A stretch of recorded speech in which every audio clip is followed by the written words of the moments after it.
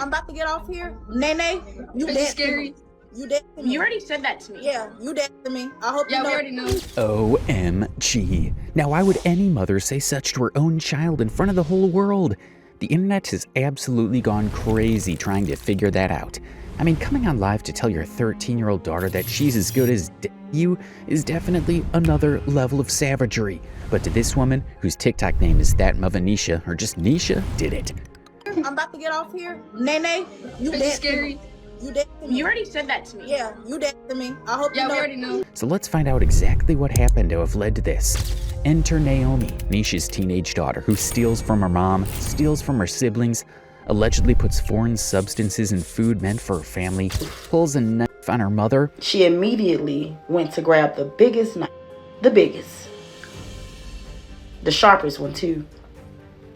She knew which one to grab, and that's the crazy thing, because I have a knife sharpener, you know, for my meats or whatever.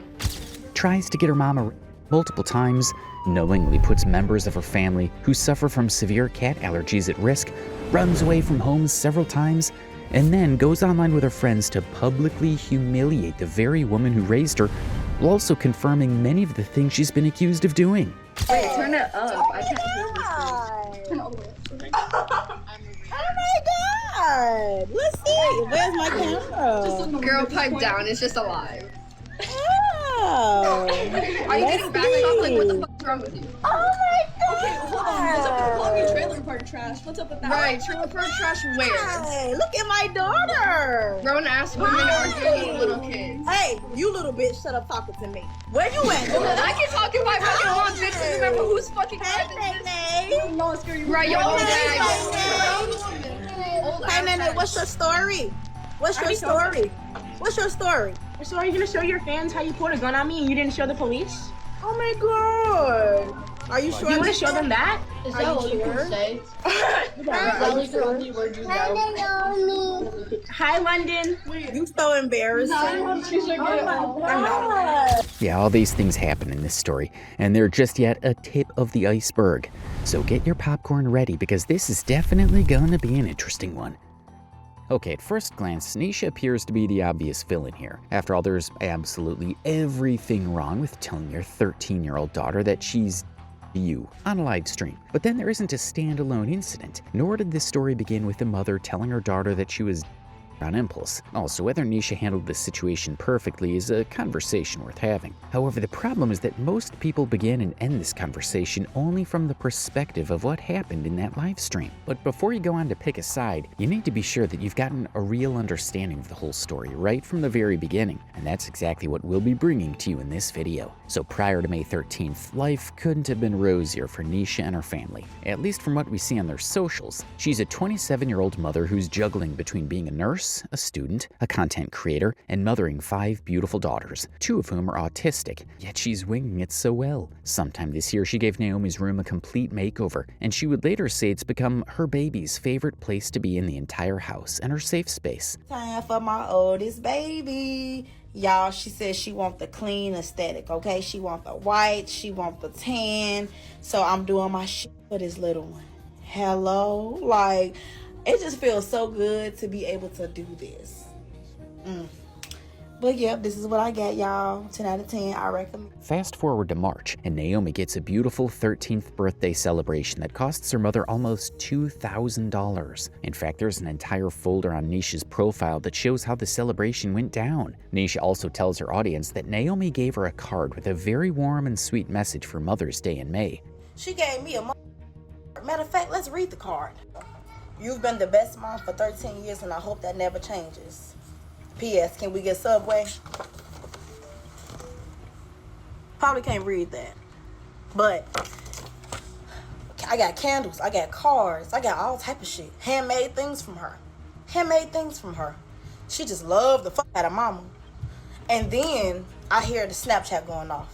Even her audience, who've been with her long before everything unraveled, agreed to Nisha being the absolute best mom. But then, what could have gone wrong after all this fun, excitement, and peace? How had this beautiful family fallen so apart? Well, racism. Yes, racism is what happened, or so we and Nisha thought.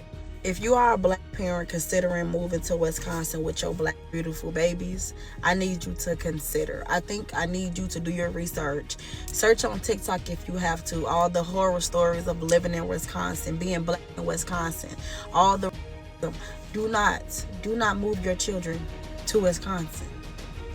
Do not leave where you are to come here. The first video Nisha put out about the situation wasn't even pointing fingers at Naomi or villainizing her. She was simply an extremely worried mom who needed suggestions on what to do about her daughter being bullied. On TikTok if you have to. All the horror stories of living in Wisconsin, being black in Wisconsin, all the racism. Do not move your children to Wisconsin. Do not leave where you are to come here. Find somewhere else. And yes, it's everywhere. But we're in a white state. Oh my God. It was obviously the umpteenth time this has been happening. Nisha said she'd get calls whenever Naomi reacted to being provoked by white kids in school, but never when those kids were doing the provoking. What happened here? And y'all not saying y'all can call me when she reacts to a fucking situation, but you can't call me and tell me what else is happening. According to Nisha, she found her daughter's journal. I'm gonna read this. I'm gonna read something to you. It's a lot of self-hate.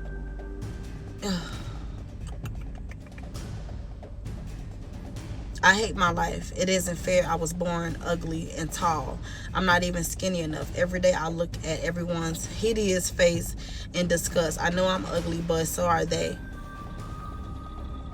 Why is this non-existent God punishing me? I'm ugly, fat, uneven, weird. I hate living with a black mom, a black family. I'd rather die. I hate my racist classmates. I hate my racist teachers. I hate that racist school. It's not my fault that I'm black. I didn't choose to be black. And that opened a can of worms about Naomi being discriminated against in school. Oh. It's so much self-hate going on. I read her diary because I'm trying to figure out what the fuck is going on with my baby. There's a flip. There's like a change going on. She's so mean, so violent. Yeah, you got hormones and things, but this is different. Like something is really going on. Something is really going on. Like this mother was in her car, ready to pull up to Washington Middle School to find out what they were doing to her daughter, and she did. I just made it to Washington Middle School. I need some answers. I need to know what the fuck is going on with my child. Why is she saying how much she hates classmates, teachers, this school? Nobody listens to her at this school. I need them to give me some answers. Something got to give because this is not the first time. This is not my second rodeo here. This is the kind of mother that Nisha is, one who wouldn't tolerate her daughters being treated bad. Being the attentive mom, she had sensed something was wrong. I feel that way. She's changing. She went from a preteen that loved to cook, loved to bake, loved going to school, okay? Loving her appearance to not giving a fuck at all. Naomi was a happy kid, tall, skinny, and beautiful. Yet the child's makeup practice was slowly tilting toward shades brighter than her natural black skin. My baby is tall and skinny. Beautiful, tall and skinny. She thinks she's fat. She wants to look more like these white girls. Nisha had also noticed Naomi growing increasingly mean and disrespectful towards her. Her journal had her confessing that she hated being black and having a black mother or family at all. She hates having a black mother, a black family. She hates her skin. She hates her long, curly hair. She hates it. She hates it. Oh my gosh. I hate my life. It isn't fair. I was born ugly and tall. I'm not even skinny enough. Every day I look at everyone's hideous face in disgust. I know I'm ugly, but so are they. Why is this non-existent God punishing me? I'm ugly, fat, uneven, weird. I hate living with a black mom, a black family. I'd rather die. Basically, Nisha was willing to sweep Naomi's mean and uncaring behaviors towards her siblings under the carpet of, they've been doing something to my daughter. She was willing to overlook Naomi writing in her journal that she hated her two youngest siblings who are autistic. Journal and I hate this black family. I hate my autistic sisters. Her calling them retarded, wishing they had never been born in her diary, just had to be a transfer of aggression, you know? They're retarded. I hate them. I wish they were never born. Just, oh my God, going on and on. Nisha was desperately looking for someone else to blame. Someone else had to be at fault. Definitely not her sweet baby Nene. Anyway, it turns out the woman would soon be fed up with her baby acting out without knowing why, so she was calling for the heads of everyone in charge of her children's school before things got out of control. Anytime I've spoke about the things that was happening at my kids' school, I've always left out the school because, you know, it's like saying where we live and saying where my kids go to school at. But I really need attention to go on Washington Middle School in Manitowoc. That school is very great and they don't help you. They don't do anything about it. They do something about what's happening with the white children. But if anybody of color is having an issue, they sugarcoat it, they downplay it. Notice her saying her baby? Yeah, this is because even all the videos of Nisha ranting about Naomi's behavior couldn't stop the child from being her baby. Oh, Nisha was also asking for city recommendations where her black kids could get equal opportunities and privileges, just like the next white kid. So up until the live stream happened, all Nisha sought was an alternative for Wisconsin. She was willing to uproot her entire family from Wisconsin and move across the country just to shield Naomi from the white kids who never hesitated to call her and other black kids racial slurs. From being the kids being called niggers, darky, monkeys, go back to Africa, you're ugly, all of that. Nisha was literally on a rescue mission for Naomi and the rest of her kids. Yet in many videos after that, Nisha and the rest of TikTok, who took the time to trace the root cause of the matter, found that she couldn't be more wrong. Or should we say that there was more to the assumption? Because is this really just or a case of terrible teenagehood? Obviously, there was still much more we were yet to unravel, like Naomi no longer wanting to draw or play the piano even though she used to love doing that. She also no longer wanted to indulge in any of the chores in the house despite being paid $20 to do them each day. Nothing. So the least you can do is clean up, pitch in. You don't want to do a chore because you ain't getting paid. Just clean up your house. Once you start overcrossing boundaries and once you start being disrespectful and not doing anything that you like, come on, you're not doing shit in this bitch. Oh no, that was a privilege.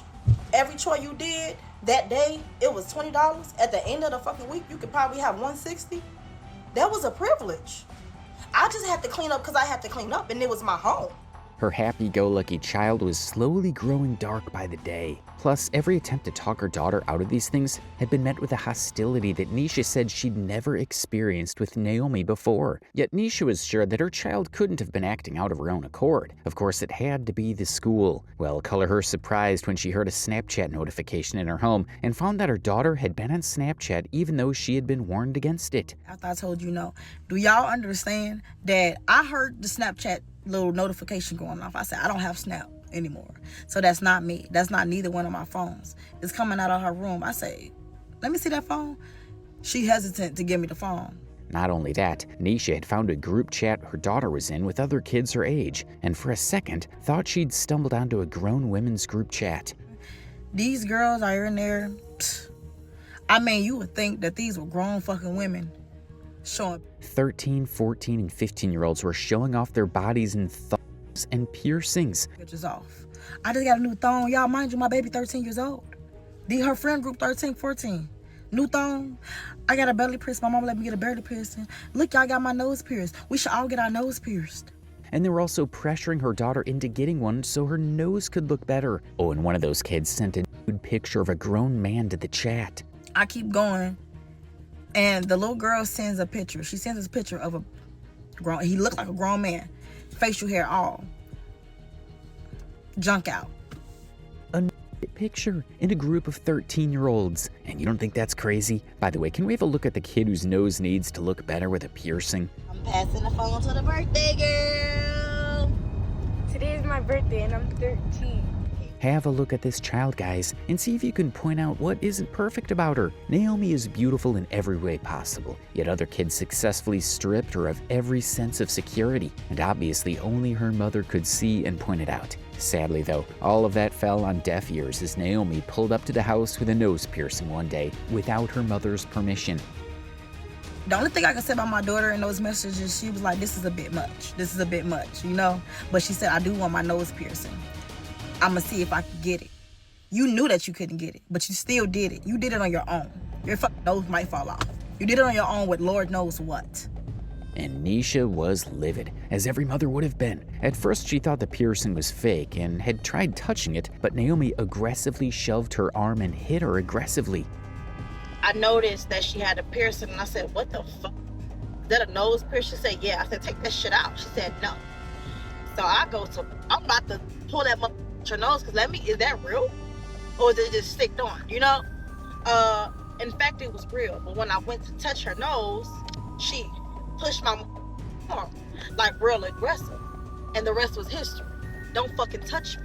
That was enough confirmation for her. I mean, what else do you need? And that was it. Nisha confessed unapologetically to giving her a good whooping because not one child of hers was going to think they could get away with hitting her. Like real aggressive. And the rest was history. Don't fucking touch me. Are you serious? I tore that ass out the frame. I don't whoop my kids. They don't dance. I don't have a need to, you know? Never had to. I don't have to. However, what would come next would then become a recurring pattern in the entire story. Naomi called the police on her mother. Put that ass up. She called the police. I figured she would. She called the police on me, yeah. She did. She was very mad at the outcome. The police didn't side with her. And had the audacity to still be disappointed that her mother wasn't a... Because like Naomi stated on her live stream, the police had said it was discipline, as she had confirmed her first when asked. I go to school, but I didn't go to school. So shut up. But I left the house and I called the police, and I showed the police my marks, and they said that it was just discipline. So they took me to school after that, and I go. However, the entire drama was only just starting, because now what had been a mother's cry for help for a daughter losing her way was quickly spiraling into something else. An entitled child who would not take no for an answer and act out when grounded, and then call the police on her mother for the discipline that followed. She also hit her mother in the eye, even after the police scenario the day her mother found out about her piercing. And when I did that, y'all don't believe this. That girl hit me in my mother. I kid you not, on my grandmother's soul. She hit me in my eye, baby. Yes, she did. And twice on her back when she was heading out of the room. I turned my mother back. I turned around. I turned around on her. She hit me twice in my back. I laughed. Of course, Nisha gave her another whooping. And when I turned around again towards her, the rest was history. Ass out the frame. Tore it up. Hello. I've been asking you.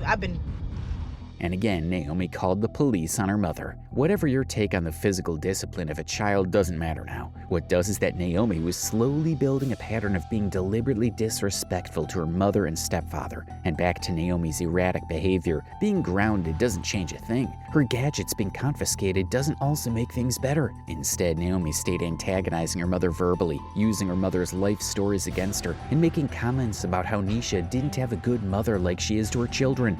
But the thing that hurt the most, like the very most, is the stuff that my daughter was saying.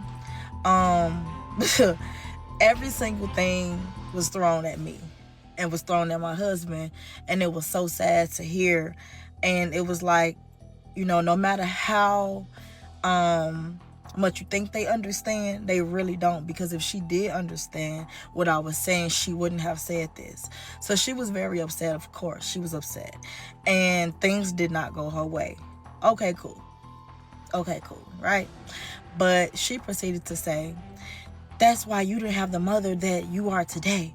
So this means Naomi knows her mother's good. She acknowledges it to the point of rubbing it in her face that she doesn't have the kind of mother that she is to Naomi and her siblings. Oh, and we need to talk about her stepfather and the role he plays in all of this, especially as Naomi makes reference to him in her live stream with her friends. Mind you, according to Nisha, this man never disciplined the kids. Instead, he was always soft on them. That stepped up. You know, you're the only parent that she knows.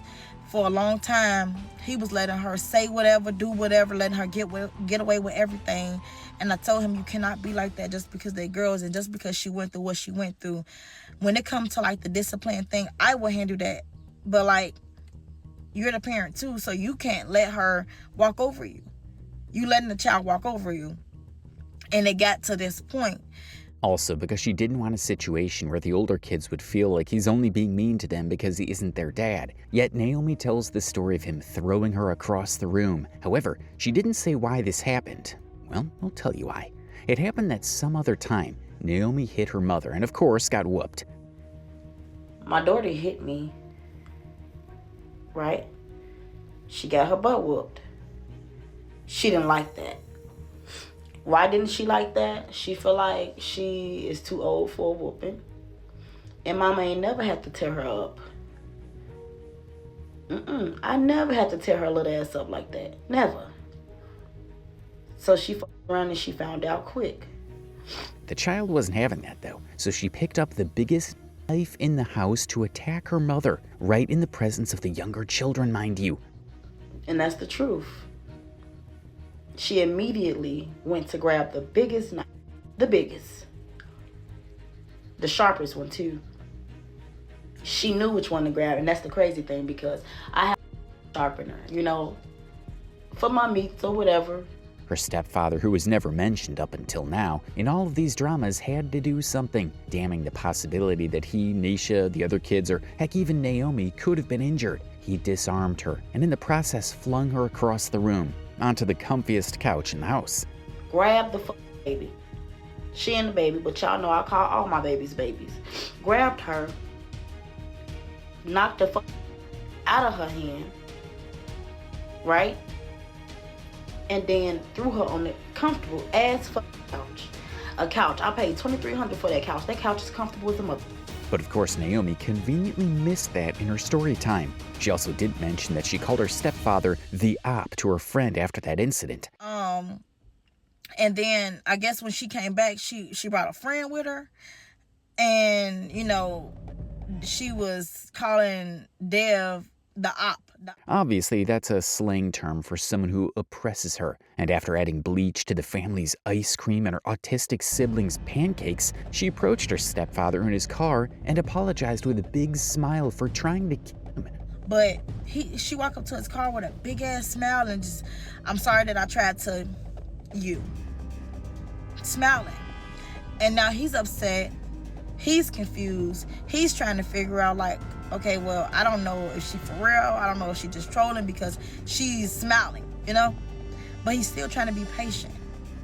Also, shall we talk about the mental health facility and what went down there? Oh, we shall, because that's where things got even stranger. After Naomi added bleach to her family's ice cream and her autistic siblings' pancakes, knowing fully well that they love pancakes, Nisha couldn't take it anymore. So she shipped the troublesome child off to a mental health facility. It's gonna be a long video, y'all, but I had to admit my daughter into the mental health facility. She put bleach in our food. Yeah, she put bleach in the food. Bleach in my husband's ice cream that all the children eat. Bleach in the mini pancakes that my babies eat for breakfast. Yeah, my autistic children, my babies, my little girls, they love them some mini pancakes. Bleach submerged in. There, Naomi confirmed to the staff everything her mother had accused her of. The journal, the bleach, calling the police on her own mother and boasting about it. She confirmed all of it. Then Nisha was left alone with her in the room. Baby, when I say she was in there acting a fool, treating that man so wrong, treating the woman so wrong, and then she'll switch up. The moment they would walk out of that room, baby, she was asking the fuck out of me. Just saying little shit. Just, a lot. It was a lot. And when she noticed that there were a camera right there, she put up a performance. Yes, she did. When they came back in, she asked, does that camera work? They told her no. I figured that was a lie because I saw a little blink room for a little minute. They go inside another room. She say, Mommy, how's your eye? I mean, seriously, how's your eye? Remember? I told you. I got close to her. She was talking too much shit. I wanted to figure out who the fuck she was talking to. So I, pointing at her and all that shit. At the end of the day, don't put your hands on me. So she hit me in the eye, and she got the ass whooped. But she said, how's your eye? How's your eye? Seriously, how's your eye? And I said, you know what? This is the test. This is the test. This is the test. I got up and I walked out.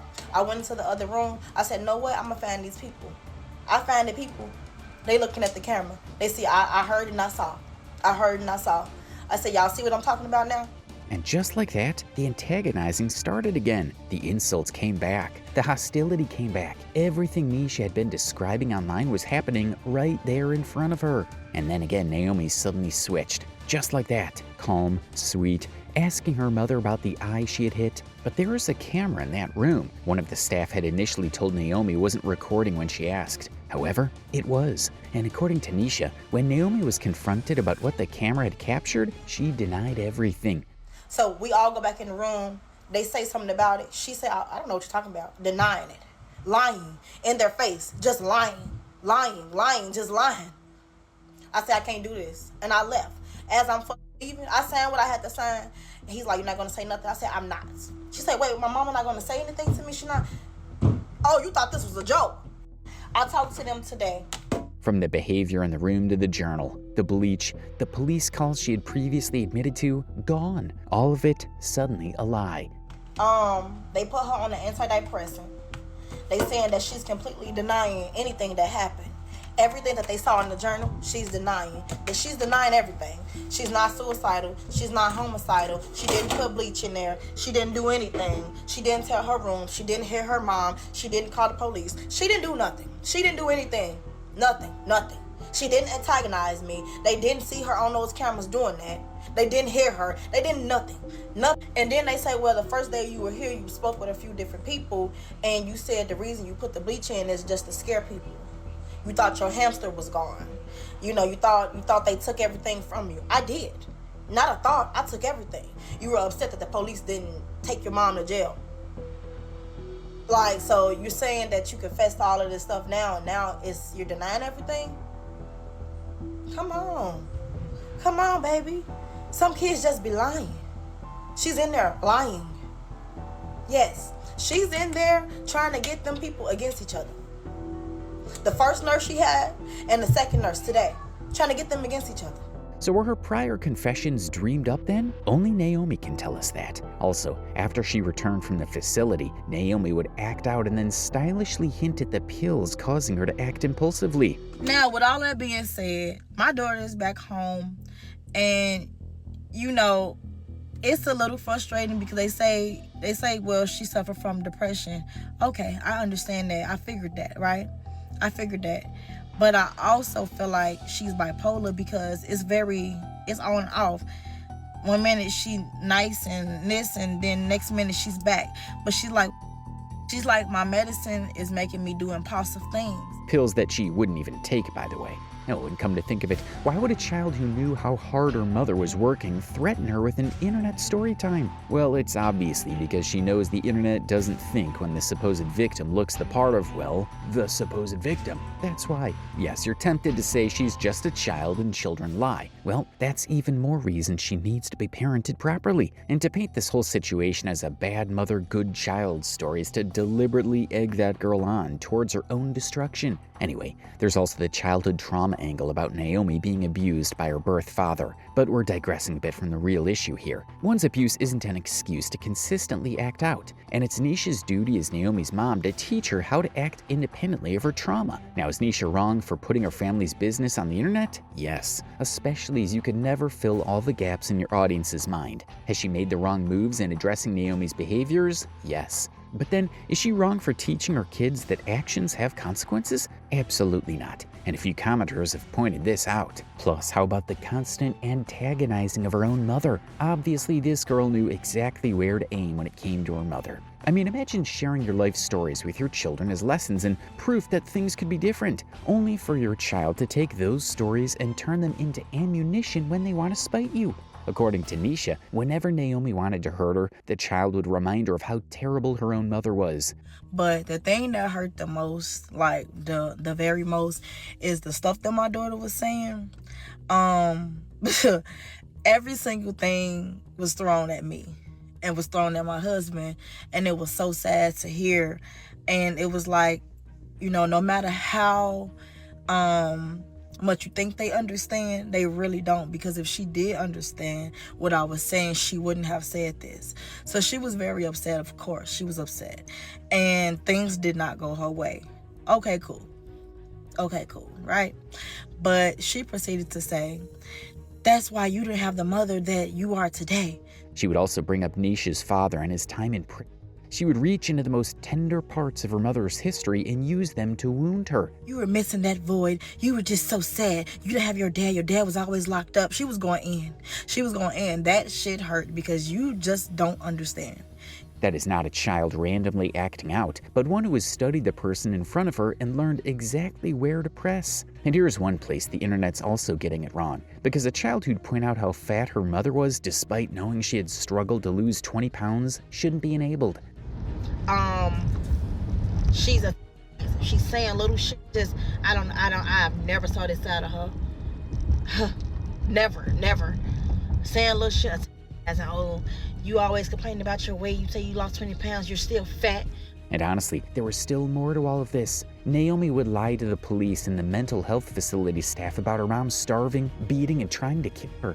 She's starving me. She's beating me. She's trying to me. And then they come so deep. You already know they ready to shit. You know it. And then she told them, no, actually, none of that stuff happened. I'm just mad because she whooped me because I stole her money. All in a bid to get her mother into trouble with the cops, thereby getting back at her mother for whooping her and not allowing her to get her way. Now, yet another angle to this whole mess is the constant theft this mom endured in the hands of her 13-year-old daughter. So Nisha had been putting money aside for one of Naomi's younger sister's birthdays, $600, mostly in $50 bills, all kept in a box. It's gonna be my mother breaking point. Do you hear me? You ain't supposed to get into this unless you break it. It was $600 in here. I put $600 in here last month. $600. According to Nisha, Naomi had shown an unusual amount of interest in that box, casually asking how it opened and how money could be taken out of it. At the time, Nisha thought nothing of all that interest. Stealing from me. She stole my money, and then she kept on saying, how do you get in there? I should have known, but it looked full. Oh, yes. Until she got home one day and found the bottom of the box carefully detached. Out of 12 $50 bills, only 3 were left, so $450 gone. And Naomi was gone too. When she eventually came back, Nisha confronted her. The prodigal girl didn't deny it. Instead, she laughed and explained almost cheerfully exactly how she'd done it. Now, people can have whatever opinion they like about what happened next, but Nisha didn't care, as she stated that she disciplined her physically again. Huh? She stole my money. Tore her ass off the frame like I did. Of course, Naomi did what she always did. She called the police again for the 3rd time. By this point, Nisha says she was tired and simply told the officers that if they believed she'd committed a crime, they were welcome to arrest her. There was also the episode where Naomi was caught on camera leaving Nisha's room with her LV earrings. Until today, those earrings are still gone. So I bought myself some LV earrings. The hoop ones? They gone. They been here for days. They been here since I got them. I bought them like a week or 2 ago. Those earrings have not left my room. I wore them once. They were there yesterday. They were there before they fucking brought her home. They were there. Now, how about when Naomi sneaked into a room with her mother's phone and dialed 911 for no reason? I said on live, right? Talking to like thousands of people on my live. And not once did I get up. I didn't get up. I didn't go. I ain't do shit to my daughter. I ain't do shit. Nothing. Do you know that my daughter was on the phone with 911? There was no altercation going on. There were no episodes either, just unhinged behavior. When her mother discovered her phone was missing, she went looking for Naomi in the room to get her phone. And the moment Naomi saw her mom approaching, she started screaming like she was being assaulted while being on the phone with 911. All the while, her mother just wanted her phone back. But this is just mild drama compared to the next scandal, because Naomi literally almost killed her mom and younger sister this time. Everyone in the house knew Nisha and one of her younger daughters suffered from severe cat allergies. Come on. Okay. So she go around the back. Before she leave though, you big fat ugly back bitch. You this going off at the mouth. Yeah, all that. All right, cool. Go around to the back, completely destroyed our little patio. Yeah, go around to my new SUV. broke this off. Yeah. Yeah. So now I'm outside. And she just rides off on the bike. So tell me why a child would then return home with a cat and its litter, knowing fully well that her mother and a sibling were severely allergic. Only weeks before this, one of the girl's younger siblings had come back from a visit and been down with a severe allergic reaction because there was a cat in the house she'd been to. Police today. Because I'm like, you know what? Y'all get here. But baby, I'm letting you know. This what happened. She had one time to approach me. I'm going to tear that ass out the mother frame again, I swear to God. So whether Naomi intended to trigger that reaction again or simply didn't care about the consequences, the result would have been the same altogether. Anyway, Nisha got rid of the cat. Naomi was furious though, and as a result, she damaged properties throughout the house, mirrors, items on the patio, and the family's recently purchased SUV. You all, I don't give a fuck about posting this shit because this room right now, she just came home and did all of that. All of that. I'm not done yet though. Wait, this. All of that. My brand new car ain't had this much. It ain't been 6 months yet, huh? Yeah, look at that. Y'all think I'm calling the police next time? It's just a long list of erratic behaviors that Nisha reported to the cops, DHS, and even a mental health facility with no help until she came to social media. Obviously, these are some of the occurrences leading to the live stream that introduced most people to this family. Okay. So first, it all started, I pierced my nose. My mom found out. She wasn't happy about that. You hurry up. She wasn't happy about it and stuff. And like she grounded me and like she was like hitting me and stuff. So I left the house because it was time to go to school, but I didn't go to school. So shut up. But I left the house and I called the police and I showed the police my marks and they said that it was just discipline. So they took me to school after that. And I go home and I go home and like she starts hitting me more because she's mad and stuff that I called the police and stuff. And No one's adding y'all. Right. No one's turning off on the comments either. Anyways, then time skip because I forgot what happened. But like she sent me to the mental hospital. Then before she sent me to the mental hospital, I put bleach in her boyfriend's food. Like it was ice cream because I put it in there because shut up. No, because the night before, the same night, he like picked me up on my. They gave us roses. He picked me up on my neck and he threw me across my room, and that obviously hurt. And I told the police about it. They didn't do anything because she wouldn't show them the camera footage. She wouldn't show them the camera footage then. So that happened, and then I got sent to the mental hospital because of that. And then I don't know. And then I got back from there, and like she started like acting normal and stuff. And then she started being rude for no reason, like disrespectful towards me. So I started getting disrespectful back. And she found out I took money from her, which I did, but she keeps lying about the amount. She keeps switching it. The one where Naomi affirmed most of her mother's allegations. The one where Naomi allowed her friends to call her mother names. They called her fat, bald, a bitch, all while Naomi giggled right there. The one where Naomi's friends talked down to Naomi's mom so badly, even Nisha attested to being hurt. Yeah, she's the only black girl in the crew. They gonna do her in, and you ain't gonna be able to run your. And you're the only fat bitch in the crew. They gonna do her in. Dude, tell me why you can't. Oh yeah, they gonna do her in. Like she thinks her body tea in all those videos showing off the lingerie, but she knows she don't. Like her profile, bro. I can't.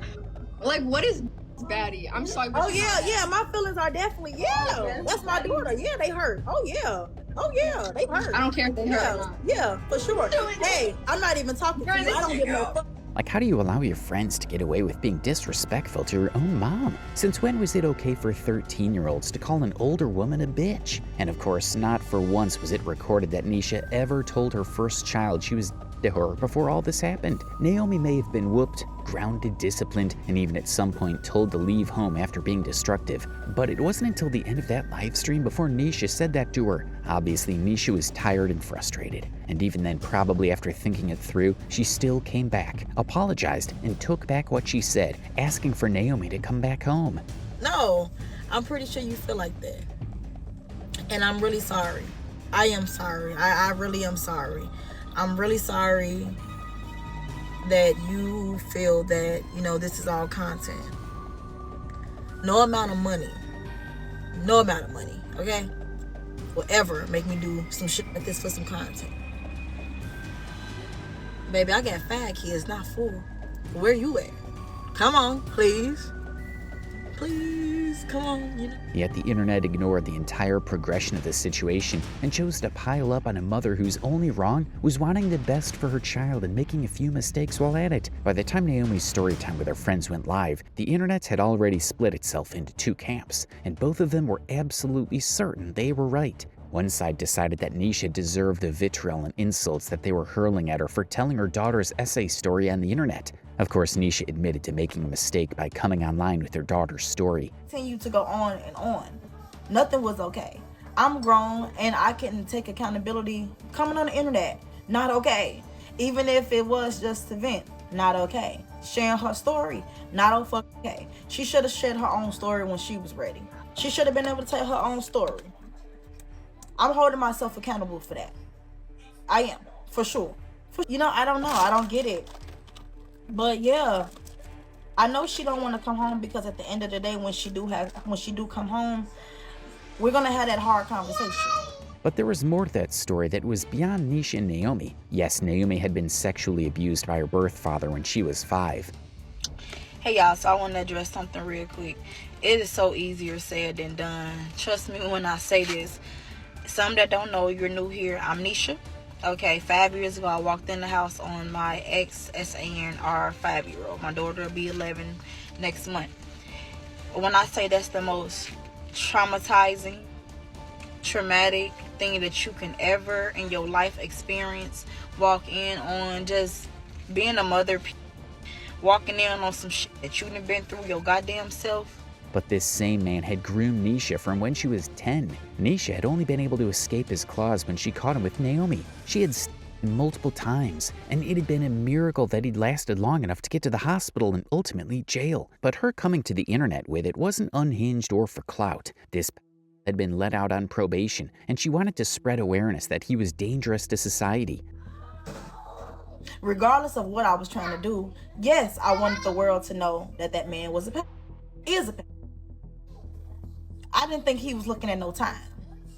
They talking about probation and shit like that. What you mean probation for a pedophile that's going to get out and do the same thing over and over again? So that was, you know. Might not be a good reason, but it was all for just cause. And whether you like it or not, it was her story too. To say that a mother who'd fight for her kid the way she was would turn around and villainize that same kid is outrightly unfair. I mean, you cannot insist that Naomi was just a child and yet shun Niesha for responding just as every human would probably have done. Besides, her coming out with Naomi's erratic behaviors was a call for help for her child who was going out of control. Yet very few people seemed interested in holding these two thoughts at the same time. I don't think nobody realized that though. If you don't get shit from what I'm saying, I don't want y'all to pick no sides. I don't want y'all to pick sides. Hate me if you want to. I don't care if you hate me. I just don't want my baby to hate me. That Naomi could have been genuinely affected by racism, peer pressure, and things that happened to her that we may never fully know. Plus, she could also be responsible for choices that put people around her in danger, and that Niesha could be a loving, hardworking mother who's spent years trying to give her children a life she never had, and still have made a serious mistake in deciding to process a family crisis in front of millions of strangers. Those things are not mutually exclusive. They're probably closer to the truth than anything the internet has decided. But of course, with social media comes the obsessive urge to always pick a side with whoever looks less like the villain. And we mostly fail to understand that more often than not, who's right or wrong isn't even the point. Niesha and her baby Nene's story is one of those times we're faced with such a situation. To join Naomi and her friends in tearing down her biological family is to convince her that actions have no consequences, that she can always get her way if she lies long enough, that she can pit people against each other and walk away clean, that she's above peer influence when it's plain for everyone to see that she's drowning in it. And don't we already have enough of that in our society? Also, to dig up Niesha's trauma and throw it in her face is to do to her exactly what her daughter has allegedly been doing. How does that make anything right? Niesha needs to take her family off the internet. No child should have to move through life with their messiest moments on public record. That part's not even negotiable. But she also deserves some grace. She's been doing this since she was a teenager herself, and it's her first time parenting a teenager. She's clearly not a bad mother, just a human one. She may have gone about this wrong, but a mother making mistakes in the middle of a crisis is not the same thing as a mother who doesn't love her children. And the internet handing Naomi a weapon against her mother in the guise of support is not the kindness we think it is. Rather, it's a disservice she just might grow up to wish she didn't get.